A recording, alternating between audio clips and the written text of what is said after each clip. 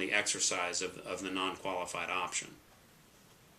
And then there's another incentive stock, it looks like, that you write about, and it's called restricted stock, where you receive it in return for a performance, thing, and you're actually not even paying for that stock.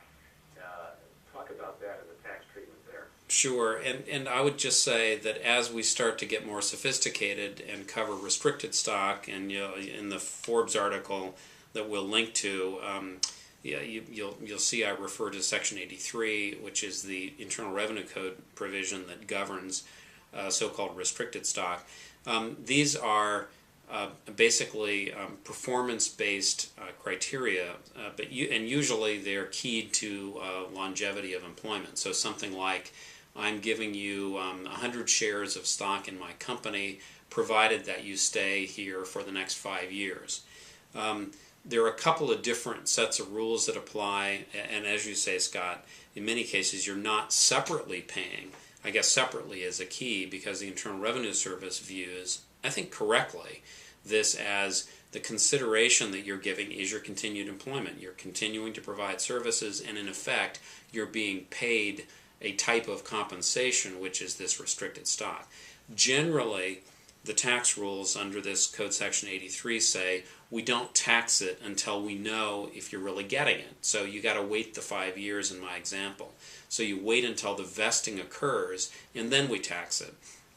There are, as I briefly mentioned, just to complicate things a little further, there are ways you can elect earlier tax treatment, which sounds counterintuitive, but sometimes that can be advantageous. So in this particular case, it actually gives you some flexibility as to when you're taxed. That's right, I use a couple of examples in the Forbes article, and believe it or not, the IRS website is pretty helpful. If you go to irs.gov and type in Section 83 or restricted stock, you can look at some guidance they have, IRS publications, for example, that also give you ideas about how to use this kind of elective procedure to your advantage. The key is, obviously, you want to do it right, and there are some timing restrictions, generally speaking, if you're going to elect an earlier tax treatment, which, as you say, Scott, can be advantageous. You generally have to do it within 30 days of your original award of the grant. As we close in on our ending of time here, one thing at the end here that you talk about, I also want to clarify too that even though both kinds of options seem to be fairly easy to understand, a lot of times people are given all three or combinations of some, and it's just always a good idea just to get some tax help. But you talk about 409A, and that's really a good example of when you need to see somebody. Yeah, it is, and I think we've talked about, at least briefly, about Section 409A in other contexts. One, I guess, notable thing that plaintiffs' lawyers are very happy about, or should be very happy about, is that Section 409A does not apply to attorney's fee structures. There was early concern by the various trade groups, NASTA, National Structured Settlements Trade Association, for example, that attorney's fee structures were going to be outlawed because of Section 409A, and the IRS quickly said, to NASTA's credit, quickly said no, that wasn't the case.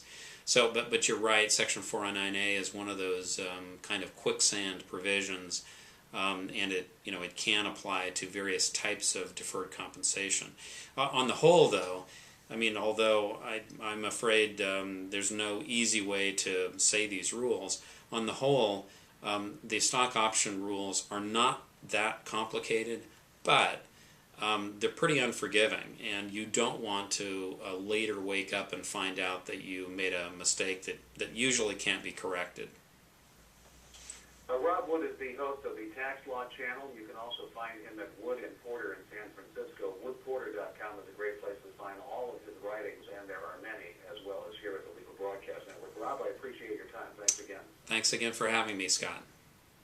This has been a service of ATG Trust. I'm Scott Drake, and you're watching the Legal Broadcast Network.